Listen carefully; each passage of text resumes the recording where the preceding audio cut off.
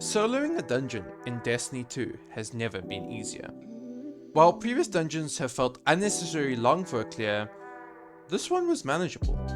It does not take an eternity to reach any of the encounters. The only part that may have felt a bit longer than it should have been was the setup for damage on Dredge and Seer. However, it only takes a couple of phases to kill each boss, even as a hunter.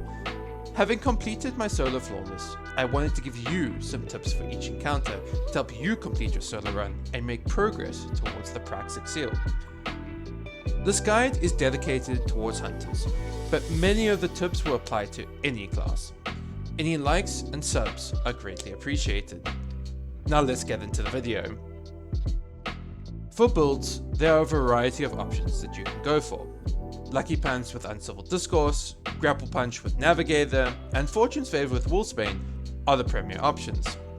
Lucky Pants and Grapple Punch have better total damage, but Wolfsbane is significantly safer. Its healing and damage reduction paired with attrition orbs make it extremely safe for you to deal damage. As for the only non-damage encounter, any build will do. Just make sure you have something to kill those behemoths. The traversal sections are rather simple for this dungeon. Keep an eager-edged sword and grapple on hand, and you should be able to sprint through these sections in no time.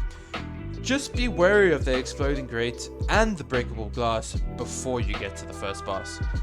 Invis will come in handy if you want to skip past the majority of the enemies. As for the first encounter, not much really should challenge you. The mechanic is simple, but it does require for you to pay some attention. However, losing the buff is not the end of the world, you'll just need to go back and get it. The recommendation is that you learn the drop pods and timings. Knowing this will prevent any unnecessary deaths. The first behemoths always spawn after killing the first apprentice. The next two sets appear after killing 3 and 6 apprentices respectively.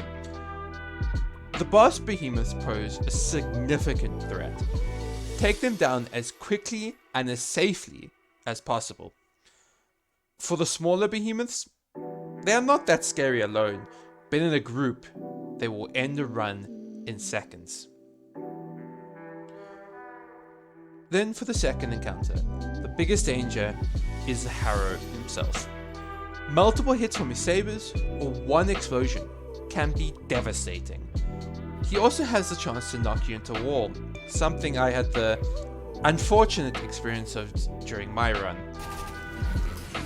Okay man, like, hello? Other than that, keep your burst damage for the final stand and be ready to eliminate those Scorpius turrets. Do not stress too much for this final stand. If you do not kill him in time, he will go immune, but there will be ways to get his shield down, so do not stress.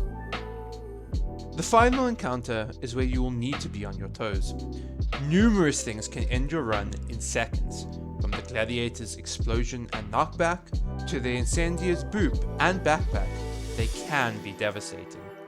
The boss's tickle fingers are not that big of a threat if you stay on top of them, but they can get out of hand pretty quickly. Prioritize spending as little as time as possible in the normal realm, as this is where most deaths can occur. Kill the taken orbs last to give yourself time to farm ammo, super, transcendence, or just have a moment to take a breather. During damage, focus on his hands when possible, as they are tankier than they are during running phase.